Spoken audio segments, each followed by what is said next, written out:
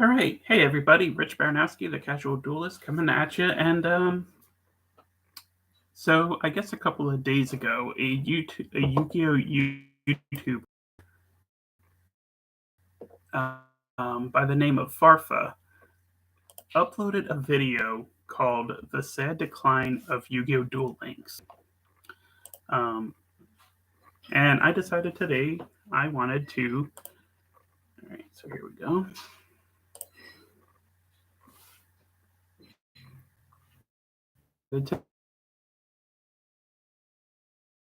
Somebody, it was another YouTuber. I basically decided. So I've decided I want to do my own reaction video and see, is this guy actually right, or is Loom right? Is the guy wrong? We'll see.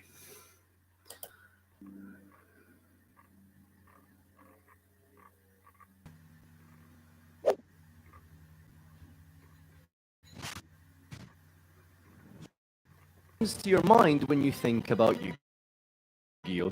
It is Duelist, yeah. Perhaps it's the iconic trick for spending on a tier. Farfa was acting like, now feel free to unsubscribe to my channel. That is just, yeah, this guy's humor is very cringe. Oh boy, we're in for a long video.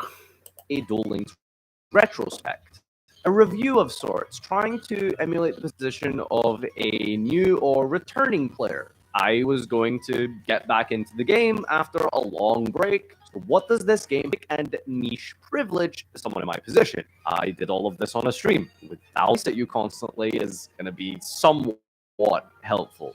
Mostly, kinda. And so if you watch this video until the end, you will be kind of shocked, elated, but sometimes disappointed with some of my findings and research into online, and met the demands for all kinds of players that Duel Links just wasn't really catering to. Duel Links is TGE player. As a population begging for a way to play Yu-Gi-Oh game online, Master Duel was surely going to be it. Did it hit the mark? Different video.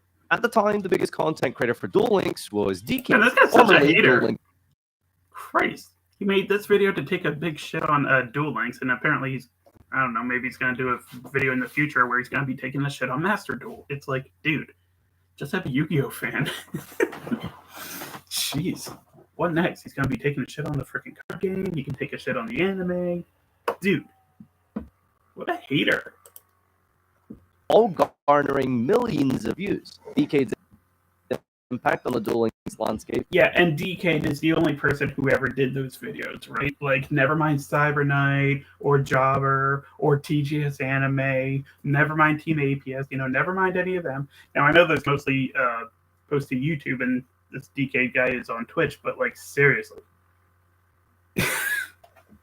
Yeah, I'm sure DK is the one, is the guy to credit for all this. These levels of numbers within the Duel Links space. Out of the hundreds of Yu-Gi-Oh friends I've made over the years, I think I could name about 4 of personal anecdote, non-objectifiable reality. But where are the Duel Links charts, the platform which covers the PC client, not the mobile client? Duel Links was at a steady, 6,000-7,000 concurrent players, with bigger numbers being put up around COVID, easily attributable to people having more space. With Master Duel becoming the de facto title and quintessential gameplay for online Yu-Gi-Oh! Duel Links, at least to me and the communities I occupy, appears to have kind of fallen off a cliff, dividing its average concurrent player base by 2 overnight and 5. Duel Links kind of a shell of its former self, yet magic. The numbers of current Duel Links was 100,000 downloads in July, and that is around the same as Master Duel. As for revenue generated, an estimated $1 million, half of them on Pocket or Shadowverse release, but it's still alive and apparently not trailing too far behind Master Duel. According to Steam charts, Duel Links amasses around 1,700 active users per month, which is fairly small compared to the mobile game. Yeah, Master Duel is the newer of the two games. Okay, Yu-Gi-Oh! Duel Links has been out since 2016. Master Duel came out in 2020. 2022, rather. So yeah, it's gonna get more because it's the new kid on the block. It's the one everyone's talking about. Again, that's not to say Duel Links is bad. Master Duel is new, so it's going to get more attention. And again, we're also talking about two completely different formats of the Yu-Gi-Oh game. It's like trying to compare Duel Links to Master Duel. That's like comparing Capsule Monsters to Dungeon Dice. You can't do that. That's just this guy's, yeah, 4 minutes in and already this guy's getting on my nerves. Going to have a mammoth following on devices outside of Steam. So this could be a very misleading statistic. We just don't really have a way to gauge this other than some of the estimation of games based off of the publicly available downloaded amounts of the game itself on various devices and through different app stores. And then with the market research there's obviously going to be a lot of extra, publicly available, but it's the closest that we can have to kind of seeing where the game is at. At its core, Yu-Gi-Oh! Duel Links is Speed Duel, which most of you are probably familiar with, but if not, it is a form of Yu-Gi-Oh! Where normal summons, special summons, extra deck, the spells and traps, they're all the same, with the caveat that there is no main phase 2, and there is less zones. In practice, it is just Yu-Gi-Oh! And also only half the life points, and you start off with 4 cards instead of 5.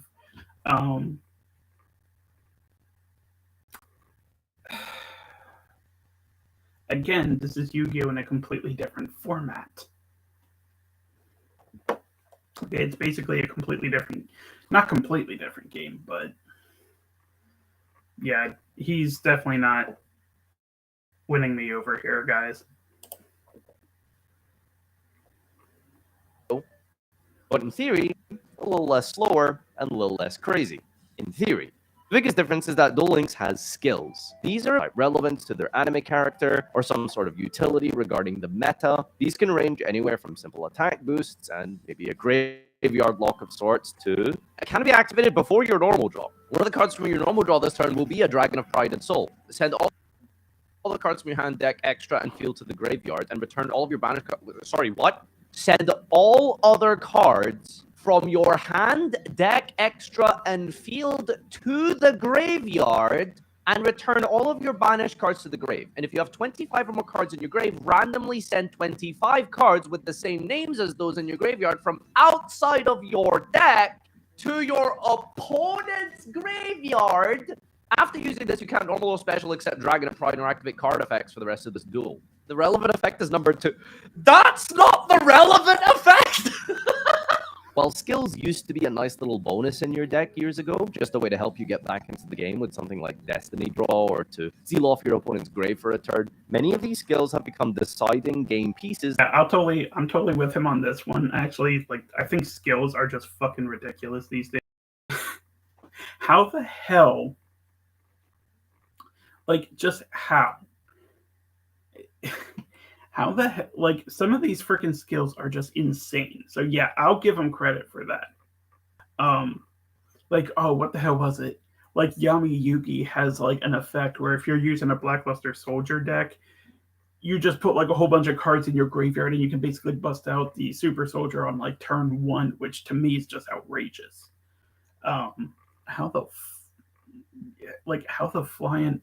There needs to be some kind of drawback to that effect. You know what I mean? Or the Paradox Brothers is, I don't know what the hell they were thinking, where you basically give up almost all of your life points. I think it reduces you down to 500 or something, or even 100, whatever it is. And then you could just bring out Gate Guardian on the first turn, but it's that's just a beat stick monster. That's not even a good card. So yeah, the skills in this game are fucking ludicrous. I know I'm kind of one to talk because I'm playing this game with the I usually play.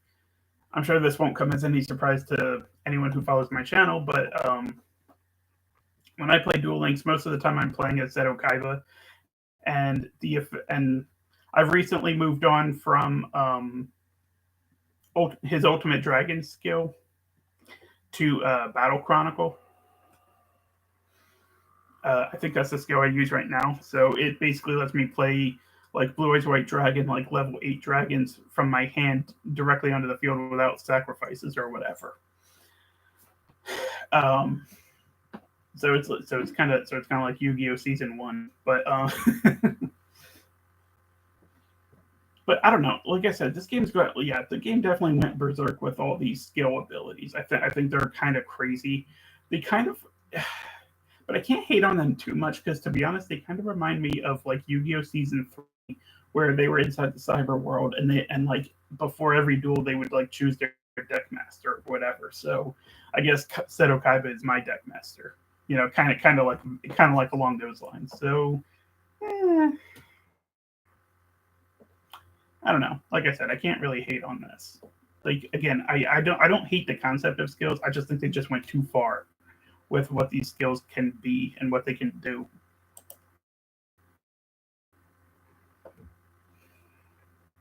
Actually, one of the positives of these skills is that it allows archetypes to do things that maybe the designers intended them to do 10 years ago, but they just didn't really have the consistency or really the sort of array of support cards that would have really helped them to achieve that. And of course, when you have a digital game that can just immediately add cards from outside of a deck and spawn pieces onto the field out of nothing, it becomes super wacky and, dare I say, very fun.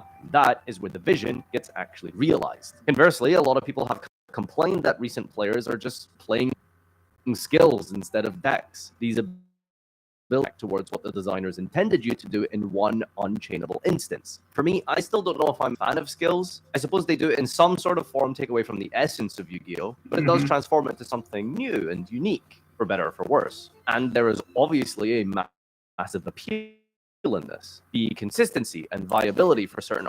Yeah, ironically enough, the players who use like all these insanely busted skills are people who are duelists who have no skills of their own. Just putting that out there.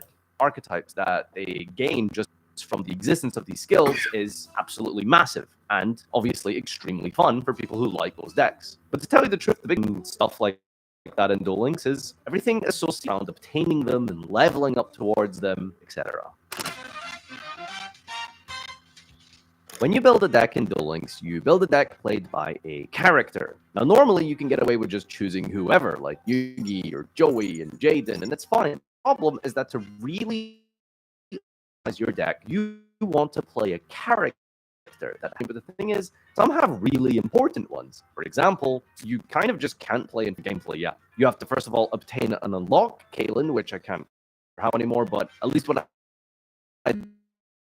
years ago, you had to do a X number of summons or deal X damage while in 5D's world, and then you had to level them, either by playing as them and dueling in ranked, or against various PvE player versus environment bots. The problem, of course, being that bots have a timer that they don't just respawn instantly to.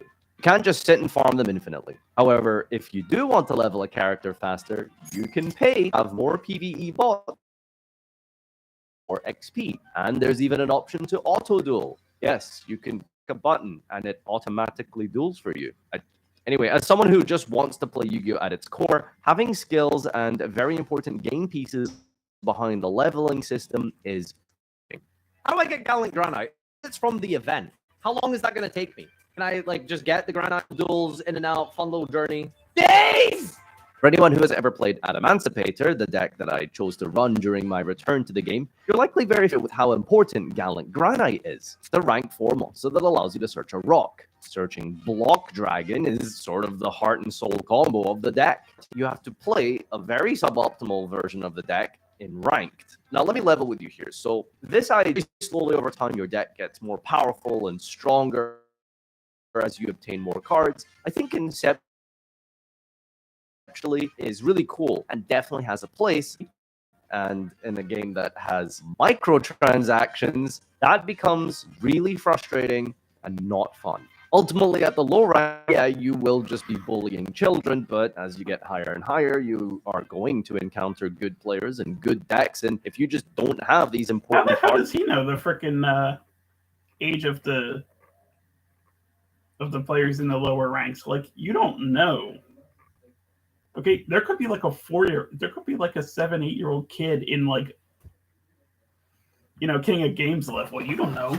Maybe there's a 40-year-old who's only a rookie. God, Jesus.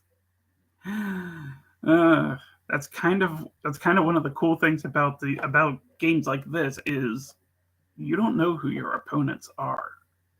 You know, I mean, you could be dueling somebody from Brazil 1 minute, and then like somebody in Italy the next. It's like you don't even know where, so you don't know where your next opponent even lives. Jesus. And as far as grinding your way up to the, to get yourself a really good deck, I mean, that's what gems are for. You can get the best possible deck, and then it's like, and I get that there's no crafting in Yu-Gi-Oh! Duel Links, which I'm kind of with him on this one. He's going to talk about it in a little bit. I kind of agree with him on. Yeah, deck grinding is definitely up in the ass in this game, but it's kind of meant to be that way. You know what I mean? By the time, I don't know. It's like, to me, it's like by the time I unlocked a character that I wanted so that I could use their deck or whatever. It's like I've already got most of their cards. Like I have a ton of Dragon Maid cards, but I don't have the what the hell's the guy from France? I forget. But anyway, but I don't have him unlocked. You know what I mean? But when I do eventually get him unlocked, I'll just, like you could just go to the deck editor, put in some, okay, let's build a Dragon Maid deck, and then the game could like generate the deck for you, and then you just modify it, from there. So I don't know. I mean, if you're just starting off the game, then you're gonna be playing rookie anyway. But I don't know. I don't think he. I don't. I'm gonna have to disagree with him on this one. Like again, I don't mind the deck grinding, to be honest. Yeah, they start off like really mediocre when you first unlock a character, but you can always build it. Like you could even just take a character like you see on the screen here. He's got Dr. Crowler. You could you don't have to use his Ancient Gear deck. Like you could have Dr. Crowler play Blue Eyes or Stardust Dragon if you so choose. Like until you actually unlock his Ancient Gear deck. I don't know. I don't really see this as that big of an issue. Their deck is just better than yours, and your gates are PvE events where you go when dueling. The reason you would want to go into a gate is to finitely grind. You have to collect random colored keys to unlock the gate to play in a duel to get points and hope a very specific card you need randomly drops. This is such a frustrating mess of gate after pay. Like one optimal, really important of it. With anniversary events, box releases, login bonuses, and all the kind of stuff that you can expect from a gacha, they have sort of introduced more skips that you can get, like these tickets or skill chips that are be obtained via these returnee tickets, etc. Usually not the best ones. So can I get an actual Adamantipator card from here? Secret. That's not the seeker I was looking for. That's not the same seeker, actually. And the skill chips can be exchanged to get those skills or character drops. Because that's the game what gems are for. You're kind of just going through loops of these tedious, boring, play the 37th best deck in the game.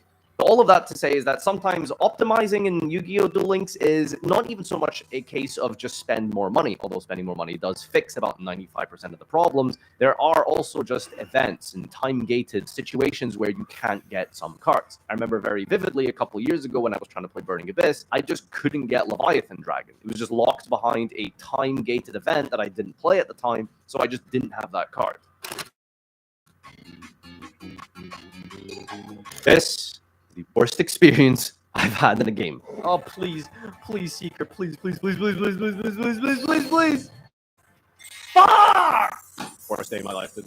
Actually, the worst day of my life. Okay, imagine if this is researcher.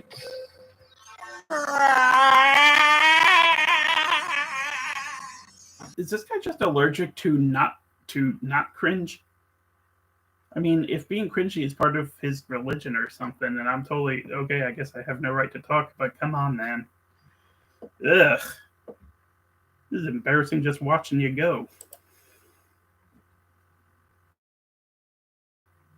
Dragon Maid, which I think was in that you have to go to the shop and purchase packs for the Dragon Maid set.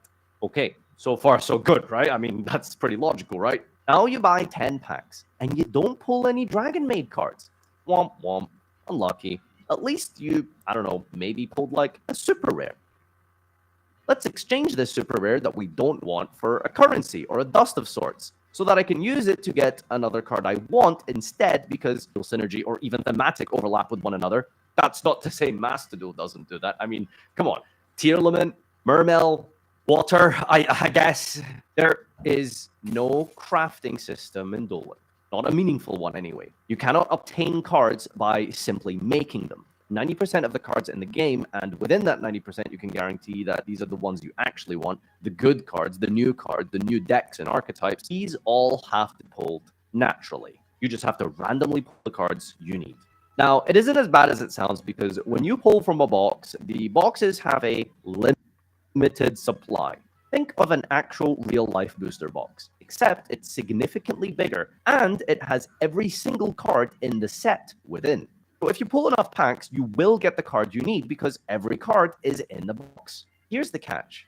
In order to create a rarity system to dilute the goals, you may find that some common cards have a total of 6 copies in the box, whereas the ultra rare has 1. So for 2 packs, going to be flooded with essentially just pack filler before you finally get the ultra rare you need. And of course, a lot of the ultra rares you need are 3 copies of Adamantivator Researcher. Okay.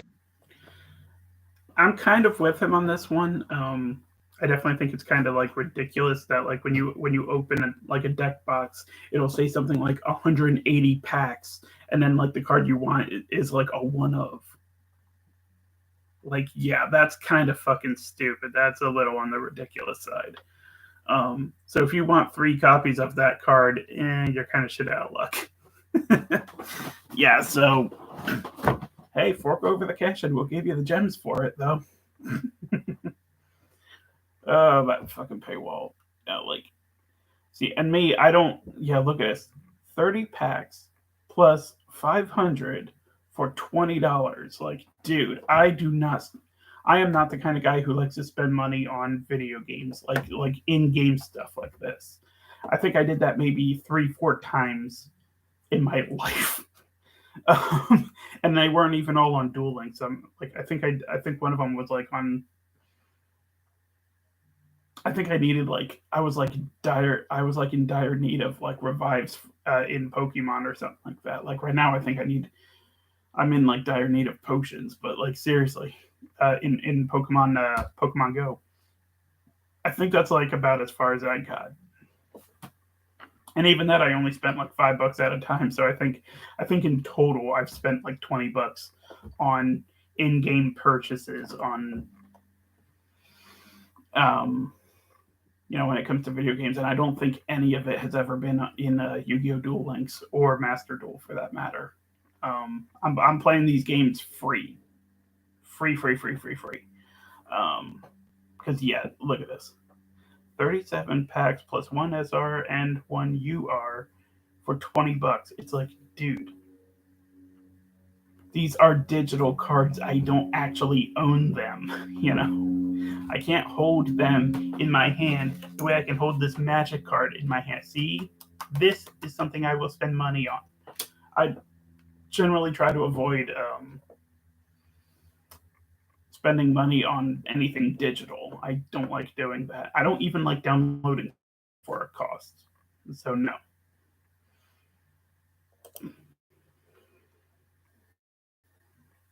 Okay. So let's say you use and you pull the ultra rare you need in, I don't know, pack number tough. Because you pulled the one-off ultra rare in the entire set, the remaining 38 packs are just reset the box. The problem with using reset the box after you pull an ultra is that it only resets after you pull all the ultras in the set, not the one you're specifically looking for. So if you do get that illustrious Emancipator Researcher as your first Ultra Rare Pearl of the box, you're going to have to open the rest of the packs from that bundle you bought and just keep opening them and hope you get the supers you need in the process. But the most important card is the Ultra. So in Duel Links, technically, the optimal way to min-max this almost system of obtaining cards is to pull one pack at a time. The problem with pulling one pack at a time is that it is so much more expensive than using the bundle. The bundle deals have all of the risks of over-pulling, as an example. Why are you playing Duel Links? Because I hate myself! Sorry. It's content.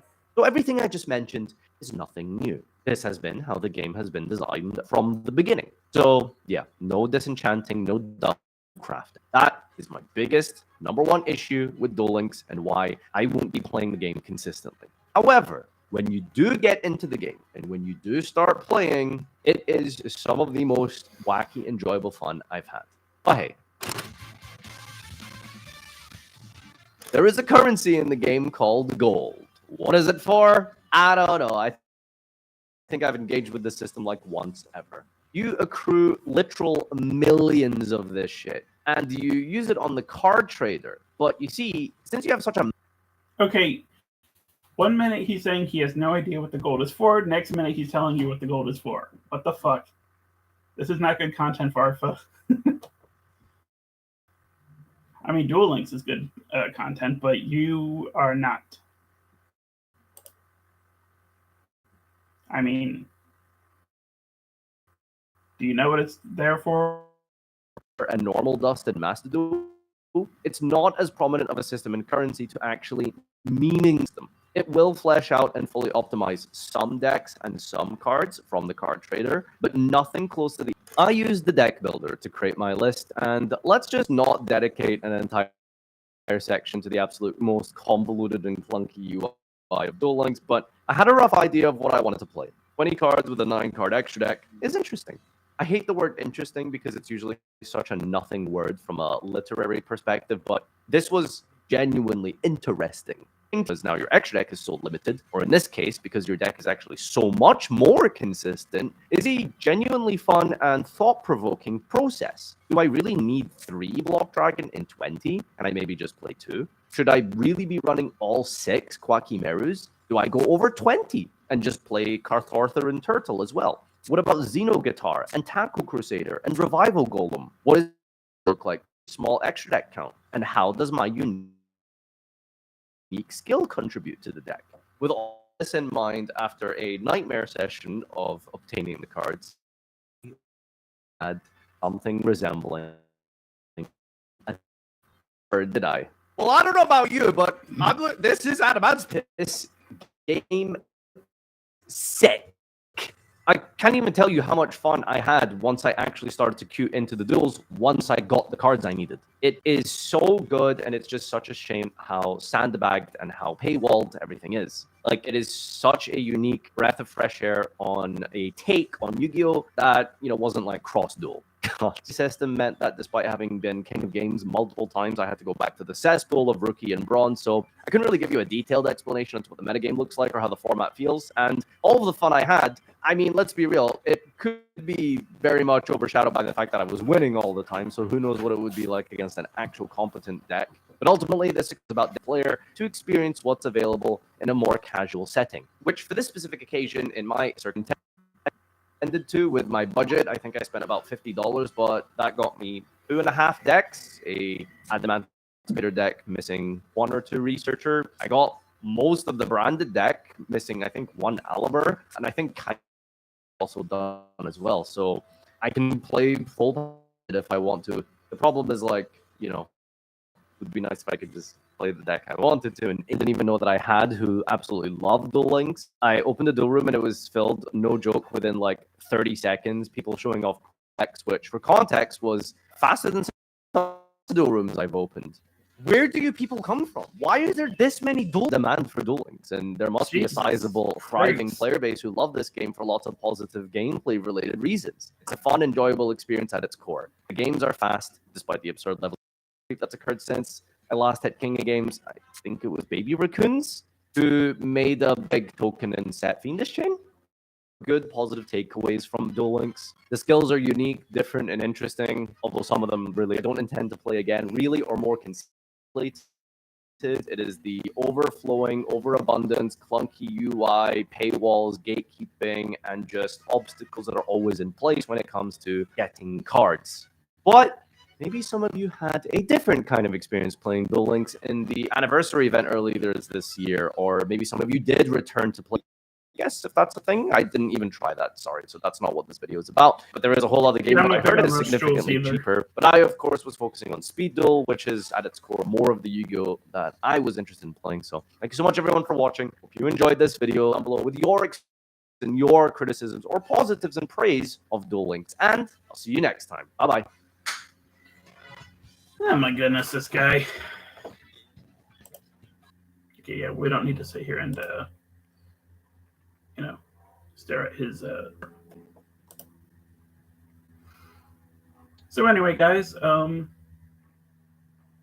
jeez. I don't know about the rest of you guys, but I think Farfa's kind of,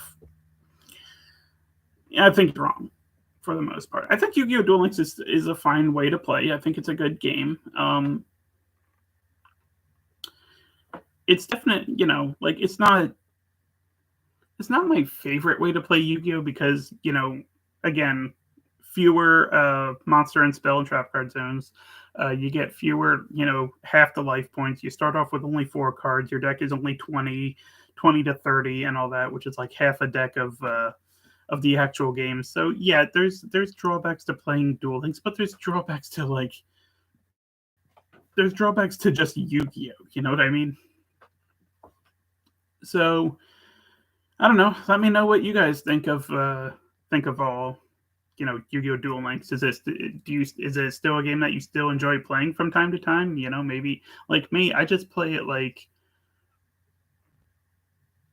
if I'm like waiting, like if I'm at the doctor's in the waiting room, or if I'm, I don't know, like I put the content out there for you guys, just to, and they do get some pretty decent views. They're still getting more views than my Master Duel live streams, to be honest. So, I know I don't upload like a video every single day like I used to. I keep missing, like I will like just not play it for a month or two, and now I'm back down into like silver or rookie rank or something like that, like, or bronze rank or whatever. I've gone down to that a few times, not because I had a bad month or whatever. It's because I haven't played it. I'll play like maybe 5 games, and then it's like that's it for the entire month. It's like But I'm trying to get more Duel Links content out to you guys. I do again I enjoy playing it a little bit. Like not like Farfa, who's like mostly just telling everybody, oh, this is such a terrible game and nobody should play it, blah blah blah. So anyway, guys, I'm gonna end the stream here. I hope you enjoyed it. I'm still doing a Master Duel stream tonight, 7:30 Eastern U.S. United States time, New York and Toronto. Yeah, and I'll catch you guys later. Take care.